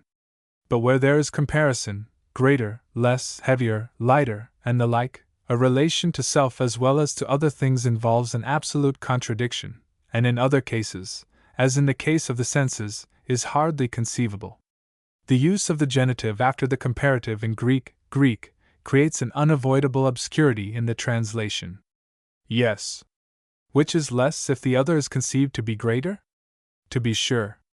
And if we could find something which is at once greater than itself, and greater than other great things, but not greater than those things in comparison of which the others are greater, then that thing would have the property of being greater and also less than itself? That, Socrates, he said, is the inevitable inference. Or if there be a double which is double of itself and of other doubles, these will be halves, for the double is relative to the half? That is true. And that which is greater than itself will also be less, and that which is heavier will also be lighter, and that which is older will also be younger, and the same of other things. That which has a nature relative to self will retain also the nature of its object. I mean to say, for example, that hearing is, as we say, of sound or voice. Is that true? Yes. Then if hearing hears itself, it must hear a voice, for there is no other way of hearing. Certainly. And sight also, my excellent friend, if it sees itself must see a color, for sight cannot see that which has no color. No. Do you remark, Critias, that in several of the examples which have been recited the notion of a relation to self is altogether inadmissible, and in other cases hardly credible, inadmissible, for example, in the case of magnitudes, numbers, and the like? Very true. But in the case of hearing and sight, or in the power of self-motion, and the power of heat to burn, this relation to self will be regarded as incredible by some, but perhaps not by others. And some great man, my friend, is wanted, who will satisfactorily determine for us whether there is nothing which has an inherent property of relation to self, or some things only and not others, and whether in this class of self-related things, if there be such a class, that science which is called wisdom or temperance is included. I altogether distrust my own power of determining these matters. I am not certain whether there is such a science of science at all, and even if there be, I should not acknowledge this to be wisdom or temperance, until I can also see whether such a science would or would not do us any good, for I have an impression that temperance is a benefit and a good. And therefore, O son of Callaeschrus, as you maintain that temperance or wisdom is a science of science, and also of the absence of science, I will request you to show in the first place, as I was saying before, the possibility, and in the second place, the advantage, of such a science, and then perhaps you may satisfy me that you are right in your view of temperance. Critias heard me say this, and saw that I was in a difficulty, and as one person when another yawns in his presence catches the infection of yawning from him, so did he seem to be driven into a difficulty by my difficulty. But as he had a reputation to maintain, he was ashamed to admit before the company that he could not answer my challenge or determine the question at issue, and he made an unintelligible attempt to hide his perplexity. In order that the argument might proceed, I said to him, "Well then, Critias, if you like, let us assume that there is this science of science. Whether the assumption is right or wrong may hereafter be investigated. Admitting the existence of it, will you tell me how such a science enables us to distinguish what we know or do not know, which, as we were saying, is self-knowledge or wisdom, so we were saying? Yes, Socrates, he said, and that I think is certainly true, for he who has this science or knowledge which knows itself will become like the knowledge which he has, in the same way that he who has swiftness will be swift, and he who has beauty will be beautiful, and he who has knowledge will know. In the same way he who has that knowledge which is self-knowing, will know himself. I do not doubt, I said, that a man will know himself, when he possesses that which has self-knowledge, but what necessity is there that, having this, he should know what he knows and what he does not know? Because, Socrates, they are the same. Very likely, I said, but I remain as stupid as ever, for still I fail to comprehend how this knowing what you know and do not know is the same as the knowledge of self. What do you mean? He said.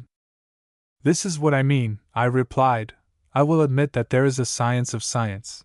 Can this do more than determine that of two things one is and the other is not science or knowledge? No, just that. But is knowledge or want of knowledge of health the same as knowledge or want of knowledge of justice? Certainly not. The one is medicine, and the other is politics, whereas that of which we are speaking is knowledge pure and simple. Very true. And if a man knows only, and has only knowledge of knowledge, and has no further knowledge of health and justice, the probability is that he will only know that he knows something, and has a certain knowledge, whether concerning himself or other men. True. Then how will this knowledge or science teach him to know what he knows? Say that he knows health, not wisdom or temperance, but the art of medicine has taught it to him, and he has learned harmony from the art of music, and building from the art of building, either from wisdom or temperance, and the same of other things. That is evident. How will wisdom, regarded only as a knowledge of knowledge or science of science, ever teach him that he knows health, or that he knows building? It is impossible. Then he who is ignorant of these things will only know that he knows, but not what he knows. True. Then wisdom or being wise appears to be not the knowledge of the things which we do or do not know, but only the knowledge that we know or do not know. That is the inference. Then he who has this knowledge will not be able to examine whether a pretender knows or does not know that which he says that he knows. He will only know that he has a knowledge of some kind, but wisdom will not show him of what the knowledge is. Plainly not. Neither will he be able to distinguish the pretender in medicine from the true physician, nor between any other true and false professor of knowledge. Let us consider the matter in this way. If the wise man or any other man wants to distinguish the true physician from the false, how will he proceed? He will not talk to him about medicine, and that, as we were saying, is the only thing which the physician understands. True. And, on the other hand, the physician knows nothing of science, for this has been assumed to be the province of wisdom. True. And further, since medicine is science, we must infer that he does not know anything of medicine. Exactly. Then the wise man may indeed know that the physician has some kind of science or knowledge, but when he wants to discover the nature of this he will ask, what is the subject matter? For the several sciences are distinguished not by the mere fact that they are sciences, but by the nature of their subjects. Is not that true? Quite true. And medicine is distinguished from other sciences as having the subject matter of health and disease? Yes. And he who would inquire into the nature of medicine must pursue the inquiry into health and disease, and not into what is extraneous. True. And he who judges rightly will judge of the physician as a physician in what relates to these. He will consider whether what he says is true, and whether what he does is right, in relation to health and disease. He will. But can anyone attain the knowledge of either unless he have a knowledge of medicine? He cannot. No one at all, it would seem, except the physician can have this knowledge, and therefore not the wise man. He would have to be a physician as well as a wise man. Very true. Then, assuredly, wisdom or temperance, if only a science of science, and of the absence of science or knowledge, will not be able to distinguish the physician who knows from one who does not know but pretends or thinks that he knows, or any other professor of anything at all. Like any other artist, he will only know his fellow in art or wisdom, and no one else. That is evident, he said. But then what profit, Critias, I said, is there any longer in wisdom or temperance which yet remains, if this is wisdom? If, indeed, as we were supposing at first, the wise man had been able to distinguish what he knew and did not know, and that he knew the one and did not know the other, and to recognize a similar faculty of discernment in others, there would certainly have been a great advantage in being wise, for then we should never have made a mistake, but have passed through life the unerring guides of ourselves and of those who are under us. And we should not have attempted to do what we did not know, but we should have found out those who knew, and have handed the business over to them and trusted in them, nor should we have allowed those who were under us to do anything which they were not likely to do well, and they would be likely to do well just that of which they had knowledge, and the house or state which was ordered or administered under the guidance of wisdom, and everything else of which wisdom was the Lord, would have been well ordered, for truth guiding, and error having been eliminated. In all the doings, men would have done well, and would have been happy. Was not this, Critias, what we spoke of as the great advantage of wisdom, to know what is known and what is unknown to us? Very true, he said. And now you perceive, I said, that no such science is to be found anywhere. I perceive, he said. May we assume then, I said, that wisdom, viewed in this new light merely as a knowledge of knowledge and ignorance, has this advantage, that he who possesses such knowledge will more easily learn anything which he learns, and that everything will be clearer to him, because, in addition to the knowledge of individuals, he sees the science, and this also will better enable him to test the knowledge which others have of what he knows himself. Whereas the inquirer who is without this knowledge may be supposed to have a feebler and weaker insight? Are not these, my friend, the real advantages which are to be gained from wisdom? And are not we looking and seeking after something more than is to be found in her? That is very likely, he said. That is very likely, I said, and very likely, too, we have been inquiring to no purpose, as I am led to infer, because I observe that if this is wisdom, some strange consequences would follow. Let us, if you please, assume the possibility of this science of sciences, and further admit and allow, as was originally suggested, that wisdom is the knowledge of what we know and do not know. Assuming all this, still, upon further consideration, I am doubtful, Critias, whether wisdom, such as this, would do us much good. For we were wrong, I think, in supposing, as we were saying just now, that such wisdom ordering the government of house or state would be a great benefit. How so? He said.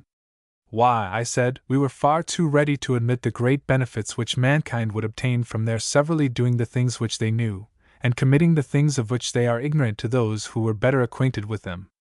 Were we not right in making that admission? I think not. How very strange, Socrates! By the dog of Egypt, I said, there I agree with you, and I was thinking as much just now when I said that strange consequences would follow, and that I was afraid we were on the wrong track, for however ready we may be to admit that this is wisdom, I certainly cannot make out what good this sort of thing does to us. What do you mean? He said. I wish that you could make me understand what you mean. I dare say that what I am saying is nonsense, I replied, and yet if a man has any feeling of what is due to himself, he cannot let the thought which comes into his mind pass away unheeded and unexamined. I like that, he said. Here, then, I said, my own dream, whether coming through the horn or the ivory gate, I cannot tell. The dream is this: let us suppose that wisdom is such as we are now defining, and that she has absolute sway over us. Then each action will be done according to the arts or sciences, and no one professing to be a pilot when he is not, or any physician or general, or any one else pretending to know matters of which he is ignorant, will deceive or elude us. Our health will be improved, our safety at sea, and also in battle, will be assured, our coats and shoes, and all other instruments and implements will be skillfully made, because the workmen will be good and true.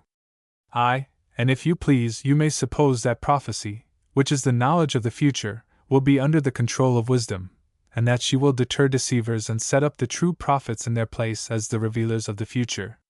Now I quite agree that mankind, thus provided, would live and act according to knowledge, for wisdom would watch and prevent ignorance from intruding on us. But whether by acting according to knowledge we shall act well and be happy, my dear Critias, this is a point which we have not yet been able to determine. Yet I think, he replied, that if you discard knowledge, you will hardly find the crown of happiness in anything else. But of what is this knowledge? I said. Just answer me that small question. Do you mean a knowledge of shoemaking? God forbid. Or of working in brass? Certainly not. Or in wool, or wood, or anything of that sort? No, I do not. Then, I said, we are giving up the doctrine that he who lives according to knowledge is happy, for these live according to knowledge, and yet they are not allowed by you to be happy. But I think that you mean to confine happiness to particular individuals who live according to knowledge, such for example as the prophet, who, as I was saying, knows the future. Is it of him you are speaking or of someone else? Yes, I mean him, but there are others as well. Yes, I said, someone who knows the past and present as well as the future, and is ignorant of nothing. Let us suppose that there is such a person, and if there is, you will allow that he is the most knowing of all living men. Certainly he is. Yet I should like to know one thing more: which of the different kinds of knowledge makes him happy? Or do all equally make him happy? Not all equally, he replied. But which most tends to make him happy? The knowledge of what past, present, or future thing. May I infer this to be the knowledge of the game of draughts? Nonsense about the game of draughts. Or of computation? No. Or of health? That is nearer the truth, he said. And that knowledge which is nearest of all, I said, is the knowledge of what? The knowledge with which he discerns good and evil. Monster! I said, you have been carrying me round in a circle, and all this time hiding from me the fact that the life according to knowledge is not that which makes men act rightly and be happy, not even if knowledge include all the sciences, but one science only, that of good and evil. For, let me ask you, Critias, whether, if you take away this, medicine will not equally give health, and shoemaking equally produce shoes, and the art of the weaver clothes? Whether the art of the pilot will not equally save our lives at sea, and the art of the general in war? Quite so. And yet, my dear Critias, none of these things will be well or beneficially done, if the science of the good be wanting. True. But that science is not wisdom or temperance, but a science of human advantage, not a science of other sciences, or of ignorance, but of good and evil, and if this be of use, then wisdom or temperance will not be of use. And why, he replied, will not wisdom be of use? For, however much we assume that wisdom is a science of sciences, and has a sway over other sciences, surely she will have this particular science of the good under her control, and in this way will benefit us. And will wisdom give health? I said, is not this rather the effect of medicine? Or does wisdom do the work of any of the other arts? Do they not each of them do their own work? Have we not long ago asseverated that wisdom is only the knowledge and of ignorance, and of nothing else? That is obvious. Then wisdom will not be the producer of health. Certainly not. The art of health is different. Yes, different. Nor does wisdom give advantage, my good friend, for that again we have just now been attributing to another art. Very true. How then can wisdom be advantageous, when giving no advantage? That, Socrates, is certainly inconceivable. You see then, Critias, that I was not far wrong in fearing that I could have no sound notion about wisdom. I was quite right in depreciating myself, for that which is admitted to be the best of all things would never have seemed to us useless, if I had been good for anything at an inquiry. But now I have been utterly defeated, and have failed to discover what that is to which the imposer of names gave this name of temperance, or wisdom. And yet many more admissions were made by us than could be fairly granted, for we admitted that there was a science of science, although the argument said no, and protested against us, and we admitted further, that this science knew the works of the other sciences, although this too was denied by the argument, because we wanted to show that the wise man had knowledge of what he knew and did not know. Also we nobly disregarded, and never even considered, the impossibility of a man knowing in a sort of way that which he does not know at all, for our assumption was, that he knows that which he does not know, than which nothing, as I think, can be more irrational. And yet, after finding us so easy and good-natured, the inquirer is still unable to discover the truth, but mocks us to a degree, and has gone out of its way to prove the inutility of that which we admitted only by a sort of supposition and fiction to be the true definition of temperance, or wisdom, which result, as far as I am concerned, is not so much to be lamented, I said. But for your sake, Charmides, I am very sorry that you, having such beauty and such wisdom and temperance of soul, should have no profit or good in life from your wisdom and temperance. And still more am I grieved about the charm which I learned with so much pain, and to so little profit, from the Thracian, for the sake of a thing which is nothing worth. I think indeed that there is a mistake, and that I must be a bad inquirer, for wisdom or temperance I believe to be really a great good, and happy are you, Charmides, if you certainly possess it. Wherefore examine yourself, and see whether you have this gift and can do without the charm, for if you can, I would rather advise you to regard me simply as a fool who is never able to reason out anything, and to rest assured that the more wise and temperate you are, the happier you will be. Charmides said, I am sure that I do not know, Socrates, whether I have or have not this gift of wisdom and temperance. For how can I know whether I have a thing, of which even you and Critias are, as you say, unable to discover the nature? Not that I believe you. And further, I am sure, Socrates, that I do need the charm, and as far as I am concerned, I shall be willing to be charmed by you daily, until you say that I have had enough. Very good, Charmides, said Critias. If you do this I shall have a proof of your temperance, that is, if you allow yourself to be charmed by Socrates, and never desert him at all. You may depend on my following and not deserting him, said Charmides. If you who are my guardian command me, I should be very wrong not to obey you. And I do command you, he said. Then I will do as you say, and begin this very day.